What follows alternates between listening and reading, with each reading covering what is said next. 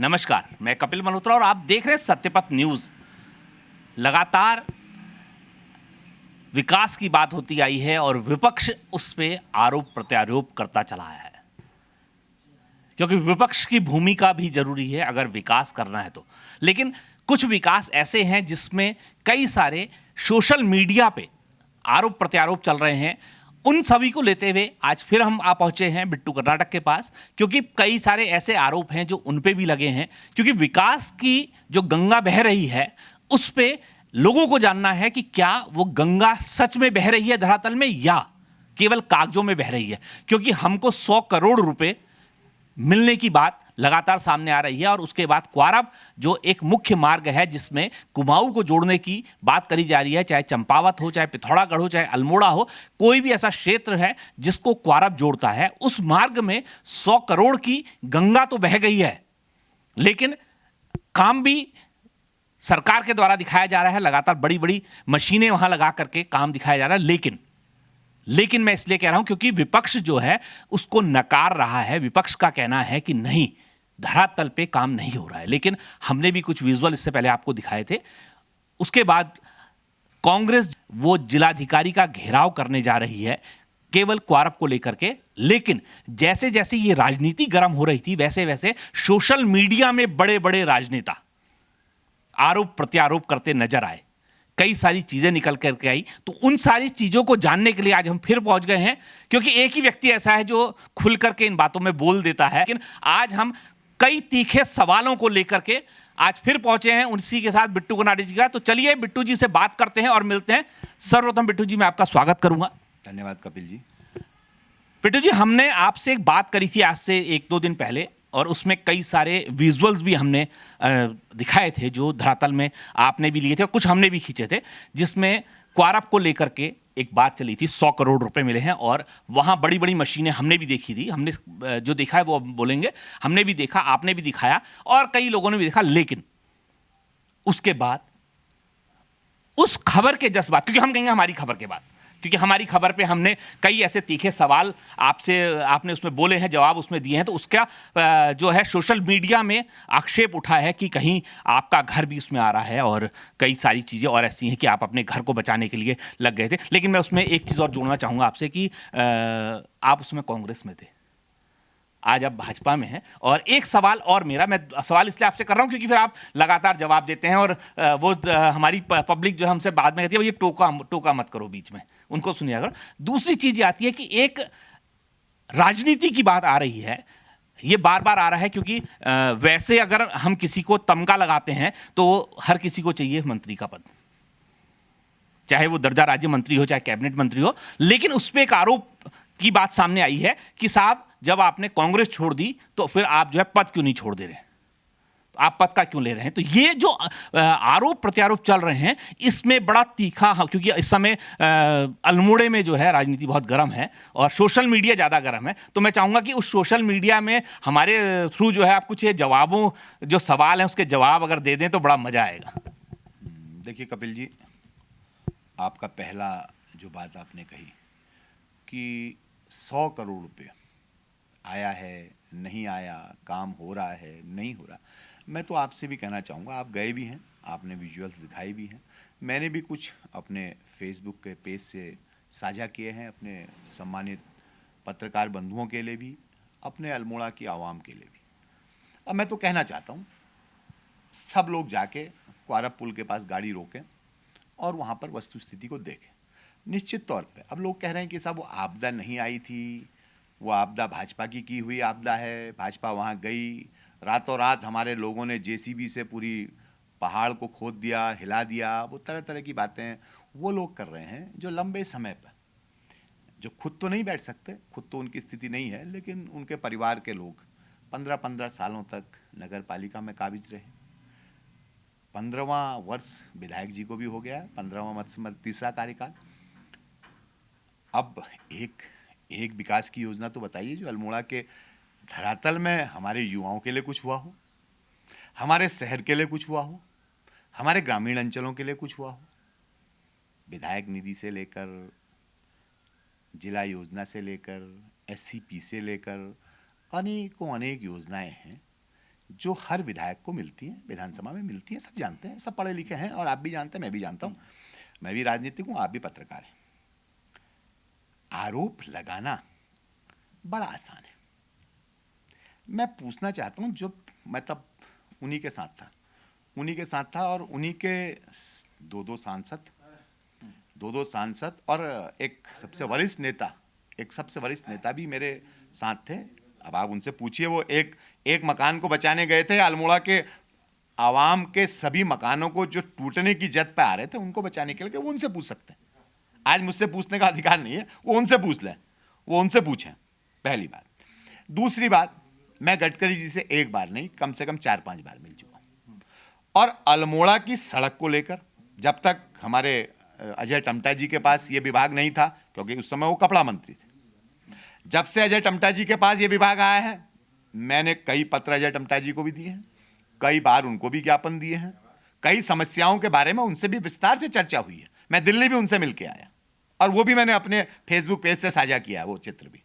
मैं कह रहा हूं, क्या ऐसा कोई पत्र, कोई ज्ञापन सम्मानित विधायक जी अथवा अन्य वरिष्ठ नेता जो मेरे बारे में कई बातें कह रहे हैं, जो आप कह रहे हैं, वो चलता है, ये तो सब बयानवीर हैं और ऐसे परजीवी हैं जो दूसरे के पेट में पड़ने वाले वो परजीवी हैं जो दूसरे के चीज को खाते हैं, तो छोड़िए उस बात को। लेकिन मेरा मानना है, क्या आप सभी महानुभावों ने इस सड़क के बारे में 1-1.5 घंटे का जो धरना दिया था, केवल वो भी स्वार्थ के लिए, उसके अलावा कोई ज्ञापन, कोई पत्र? भैया सांसद जी आपके पड़ोस में रहने वाले, आपके अल्मोड़ा में रहने वाले, और सौभाग्य से वो आप ही के इसी विभाग के मंत्री हैं, कितने बार आप चले गए? तो ये बातें कोरी बातें हैं। अब बातें हैं, बातों का क्या, कस्में वादे प्यार वफा सब बातें हैं, बातों का क्या, तो ये बातें हैं, इनकी बातें चलती रहेंगी।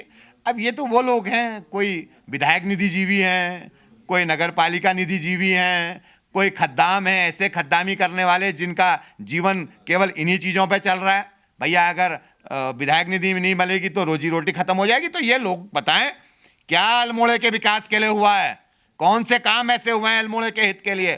क्या हमारा शहर आपने हेरिटेज सिटी के रूप में बना दिया? क्या अल्मोड़ा को आपने ऐतिहासिक सांस्कृतिक नगरी जिसकी एक अपनी सभ्यता और संस्कृति थी, कितना आगे आप ले आए?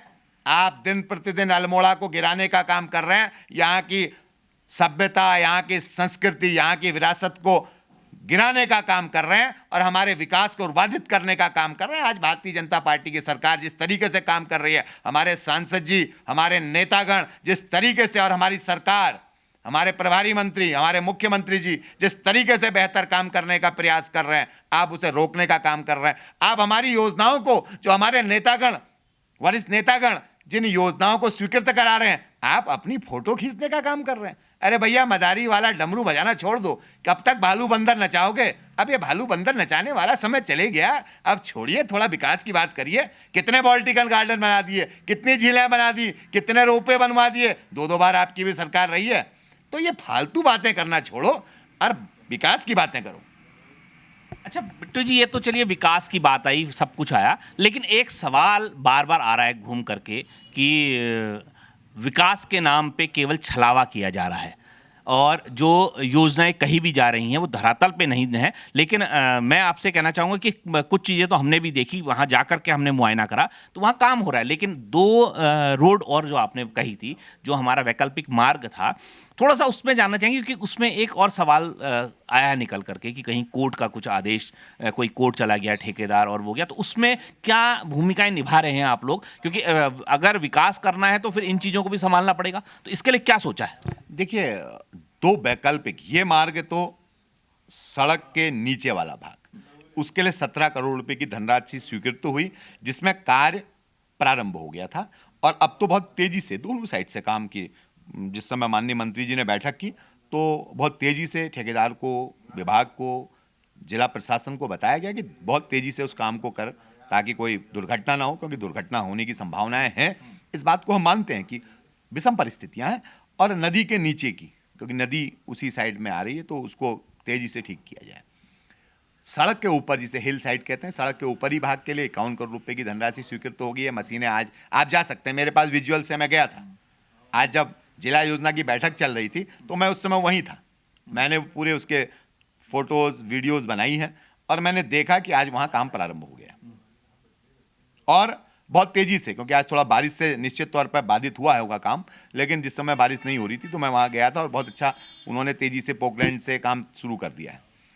हमारा मानना है जो दो हमारे वैकल्पिक मार्ग हैं, जो वैकल्पिक, एक है जो हमारा चौंसली डोबा काकड़ी घाट, उसका सड़क को चौड़ा करने का, ठीक करने का 9 करोड़ रुपए प्रधानमंत्री ग्राम सड़क योजना के अंतर्गत 4.5 करोड़ की धनराशि, 9 करोड़ की धनराशि माननीय मंत्री जी ने वो भी स्वीकृत करा दी है। एक वैकल्पिक मार्ग जो हमारा हनुमान मंदिर है उसी के पास से एक वैकल्पिक मार्ग, अब उसका भी डीपीआर बन के तैयार हो गई है, उस पर भी अब बहुत आज तेजी से धनराशि आवंटित भी हो गई है और अब निर्माण कार्य प्रारंभ होगा। तो धीरे धीरे एक युद्ध स्तर पर प्रयास किए गए, कागजी खानापूर्ति हुई हमारे, क्योंकि कोई हवा में काम नहीं होता, और सड़क का निर्माण है, सड़क का वैकल्पिक मार्ग है, कैसे पुल बनेंगे, कौन से तरीके से होगा, ये सब चीज़ों पे हमने विस्तार से माननीय मंत्री जी ने चर्चा की, सरकार से भी, केंद्र सरकार से भी, और धनराशि आवंटित हो गई है। जो मैं कह रहा हूँ आप उसको देख सकते हैं, लगभग 200 मीटर के पैच के लिए हमारा 100 करोड़ की धनराशि स्वीकृत हो गई है। केवल वो दो कार्य प्रारंभ होने हैं जो वैकल्पिक वाले हैं, और ये वाले हम तभी आगे बढ़ पाएंगे जब वैकल्पिक, हम अगर सड़क को बंद भी करते हैं तो उससे पहले हमें वैकल्पिक वाले मार्ग को तेजी से ठीक करना होगा, और तेजी से काम प्रारंभ किया जा रहा है। आगे भी वो स्वयं इस काम को जिला स्तरीय अधिकारियों के साथ, विभागीय अधिकारियों के साथ, भूगर्भ शास्त्रियों के साथ और एक्सपर्ट इंजीनियर्स के साथ लगातार चर्चा कर रहे हैं, बैठकें कर रहे हैं, भ्रमण कर रहे हैं, और जो दिशा निर्देशन देकर कार्य किया जा सकता है उस कार्य को करने का पुरजोर प्रयास उनके द्वारा किया जा रहा है। और मुझे लगता है एक आध माह के भीतर हम इन समस्याओं से लगभग अस्थायी रूप से और 2-2.5 महीने के भीतर हम स्थायी रूप से इसका समाधान कर देंगे। अच्छा बिट्टू जी, ये तो क्वारप की बात रही। अब मैं दूसरे पॉइंट पे आता हूं कि देखिए, आरोप लगा, बिल्कुल आरोप तो लगना है, और स्वतः यही सच्चाई है कि आप जब राजनीति करेंगे तो आपके ऊपर आरोप तो लगेगा। लेकिन जो आरोप आपके ऊपर लगा है कि आपका भी मकान आ रहा है, क्योंकि उस पर आप लगातार 1500 से ज़्यादा लोगों के घरों को बचाने में लगे हुए हैं। क्योंकि हम इस बात को इसलिए कह रहे हैं क्योंकि हमारे चैनल के माध्यम से ही कई बार लोगों ने हमें इस बात को कहा कि कर्नाटक जी से बात कीजिए। जब आप कांग्रेस में थे तब भी आपने बात करी, और तब से आप उसमें लड़ाई लड़ रहे हैं और बहुत सारे ज्ञापन भी आपने दिए। तो अब मैं कहना चाहूँगा कि अब वो समय शायद आ गया है कि 1500 लोगों को आश्वासन देने का कि जो ये राजमार्ग है इसमें किस तरीके से इसको बनाया जाए और कैसे उन लोगों को, क्योंकि ये मेरे को लगता है कि जो सवाल फेसबुक में चल रहा है और सोशल मीडिया में चल रहा है उसका जवाब मेरे को लगता है ये होगा कि 1500 लोगों को अगर राहत मिलती है तो वो ज़्यादा उपलब्धि मेरे ख्याल से होगी। तो उसके लिए क्या कहना चाहेंगे? देखिए, मेरा मकान तेरा मकान, ये तेरा मेरा सामाजिक राजनीतिक जीवन में नहीं चलता। मेरा उस समय भी मानना था, आज भी मानना है, और जब मैं वहाँ था, आज यहाँ हूँ, मैंने उस समय भी माननीय गडकरी जी के पास जब मैं गया था और उनसे मैंने यही आग्रह किया था कि लंबे हमारे लोगों के, क्योंकि पहाड़ की स्थिति है, विषम परिस्थितियां हैं, जीवन काल का पूर्ण धनराशि लोगों ने लगा रखी है, और अगर भवन किसी के टूट जाएंगे तो रोजी रोटी निवास सब खत्म हो जाएगा। तो उन्होंने इस बात को मुझे कहा, आश्वासन दिया कि ऐसा कुछ नहीं होगा।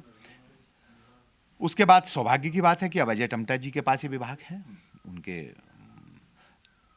7 राज्य मंत्री हैं, और ऐसे विजनरी नेता के साथ उनको काम करने का सौभाग्य मिला है। प्रधानमंत्री आदरणीय नरेंद्र दामोदर दास मोदी जी के मंत्रिमंडल में 2-2 बार गडकरी जी केंद्रीय सड़क परिवहन मंत्री हैं, और उनके साथ इस बार तो अजय जी को भी मौका मिल गया। तो उनसे भी मैंने कहा है, डीपीआर बन रही है, किसी भी तरीके से मैंने कहा कि आप बाईपास का प्रावधान करा दीजिए ताकि हमारे लोगों को राहत मिले। जिस समय खतियाड़ी में लोग उनके दुकानों को तोड़ने आए थे राष्ट्रीय राजमार्ग के लोग, मैंने उस समय भी कहा था अगर ऐसा ही करना है तो पहले हम लोगों के भवन से इसका शुरुआत करिए, क्योंकि किसी भी लोगों का रोजगार चल रहा है और पहाड़ में विषम परिस्थिति है। हम लोगों के पास कोई बहुत ज़्यादा बड़े रोजगार नहीं है। कोरोना के काल के बाद तो वैसी भी स्थितियां खराब हुई हैं, तो हम उस ओर दिशा में तेज़ी से काम कर रहे हैं। मैंने लगातार बार बार अजय टम्टा जी से कई बार इस बारे में बात हुई है। उन्होंने डीपीआर, जो संस्था डीपीआर बना रही है, उनसे भी उस बारे में कहा है और जल्दी हम निष्कर्ष लेंगे माननीय मंत्री जी के साथ बैठ के कि लोगों को राहत मिले, बाईपास का प्रावधान हो, और वो तो और भी कई सड़क की कैसे दूरी कम हो सके, कितनी टनल बन सके, लगातार वो तो हल्द्वानी से यहाँ तक की और दूरी कैसे कम हो सकती है, किस तरीके से हम कितनी टनल के माध्यम से काम कर सकते हैं, उस सब पे काम कर रहे हैं। और उनका ये प्रयास है कि हम हल्द्वानी से अल्मोड़ा कम समय पे पहुँचें, कम से कम हमारी टूट फूट हो, कम से कम हमारे लोगों का नुकसान हो, उस पर वो लगातार काम कर रहे हैं।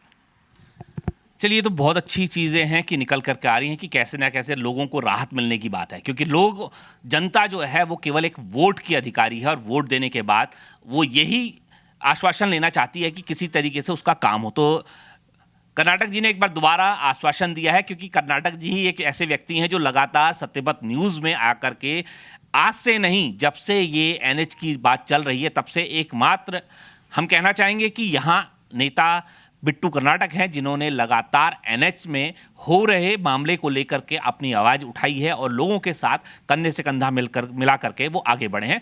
तो हम आश्वासन आपकी तरफ से जनता को दें कि बहुत जल्दी इसकी भी जो खुशखबरी है वो आप देंगे इन्हें करके। नहीं, मैं नहीं दूंगा। हमारे तो सांसद जी और मंत्री जी इसी विभाग के मंत्री हैं, तो उनसे वार्तालाप चल रही है लगातार, और उन्होंने कहा है कि भाई किसी भी तरीके से इस सब का मार्ग निकालिए, और पुनः उनके साथ अभी फिर से बैठक होनी है। डीपीआर वालों को उन्होंने बुलाया है और अपने दिल्ली से भी एक्सपर्ट बुलाए हैं कि किस तरीके से हम बेहतर काम कर सकते हैं और बिना नुकसान के कर सकते हैं। तो इस ओर आगे बढ़े। बाकी ये बयान वीरों का काम है, बयान देना। ये इनकी जैसे जैसे पेट में मरोड़ होंगी, हम कोई अच्छी बात कहेंगे, विकास आगे बढ़ेगा, तो मरोड़ होना स्वाभाविक है। अब उनके पास कुछ काम नहीं है, सब लोग बेरोजगार हैं। अब नगर निगम भी हाथ से चले गया, 2027 में वो जो निधियां कर रहे हैं वो भी शायद चले जाए। तो स्थितियां खराब हैं भाई, कहीं ना कहीं कुछ ना कुछ मरोड़ उठना स्वाभाविक है। और ये वो उस समय से बेचारे खद्दामी कर रहे हैं, वहाँ लगे हुए हैं। तो ऐसे लोगों को मेरा कहना है कोई बात नहीं, चीज़ें चलती हैं। हाँ, भारतीय जनता पार्टी अपने संकल्प पत्र पे, संकल्प से सिद्धि तक, उस पर काम कर रही है। हमने नगर निगम में, क्योंकि लंबे समय 15 साल 20 साल 25 साल लगातार ये लोग बैठे रहे हैं, और बैठने के अलावा बैठे अवश्य, कुर्सी अवश्य बैठ के गरम की, अपने लोगों को ठेकेदारी अवश्य बांटी होगी, लेकिन अल्मोड़ा के विकास में कहीं कोई काम नहीं हो पाया। देख, नालों की स्थिति देख लीजिए आज, क्या नाले। हमने तो पैसे भी, भारतीय जनता पार्टी की सरकार ने इतना पैसा दिया अल्मोड़े के नालों के लिए, वो भी ठीक नहीं हो पाया। तो आज कई स्थितियां ऐसी हैं जो अब मेयर बने हैं, बढ़िया काम होगा।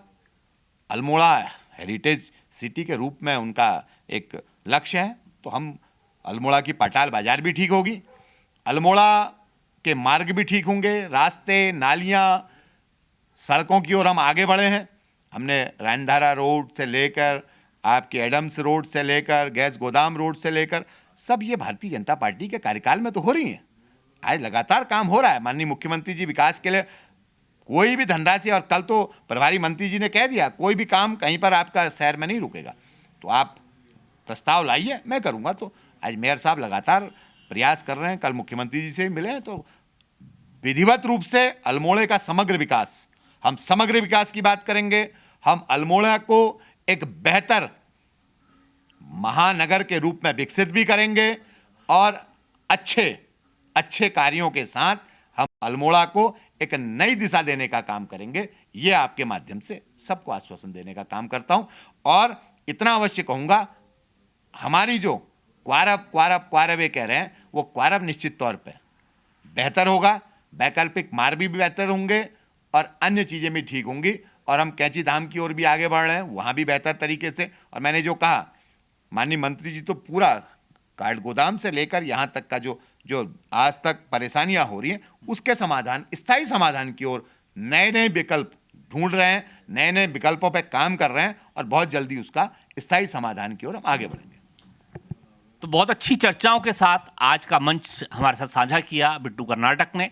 तो इसी दौर को हम बढ़ाते रहेंगे और आगे फिर आपके सवालों को लेकर के आएंगे। और बड़ा अच्छा लगता है जब सत्यपथ की न्यूज़ की खबर के नीचे आपके कमेंट्स आते हैं। लेकिन मैं अपने कुछ मित्रों को कहना चाहूँगा इस मंच से कि सत्यपथ न्यूज़ किसी के साथ नहीं है, वो जनता के साथ है, जनता की बातों को लेकर आएगा। क्योंकि कई सारे मित्रों ने हमारे उसमें हमको कहा था कि भाई रोड की बात कर रहे हो लेकिन धरातल में नहीं दिख रहा। मैं उन मित्रों को दोबारा कहना चाहूंगा कि कुछ हमने विजुअल भी उसमें साझा करे थे। मेरे मित्रों उसको भी देखें, क्योंकि वो जो विजुअल थे वो हमारे द्वारा ही खींचे गए थे। हमने जगह पे जाकर के उसको खींचा था और हमने ही उसको दिखाया आपको। क्योंकि हाँ, बिट्टू कर्नाटक जी या अदर लोगों की बाइट जरूर चल रही थी, लेकिन उसके साथ जो विजुअल चल रहे थे वो हमारे द्वारा ही खींचे गए थे। हम धरातल में जाकर के राजनीति को देखते हैं और सांस्कृतिक कार्यक्रमों को देखते हैं और धरातल में जाकर के ही खबरों को लेकर के आते हैं। तो चलिए आज का मंच यहीं पे छोड़ते हैं हम और दोबारा नए मंच में नई चर्चाओं के साथ फिर जुड़ेंगे। तब तक के लिए कर्नाटक जी से विदा लेते हैं। बहुत बहुत धन्यवाद। धन्यवाद कपिल जी।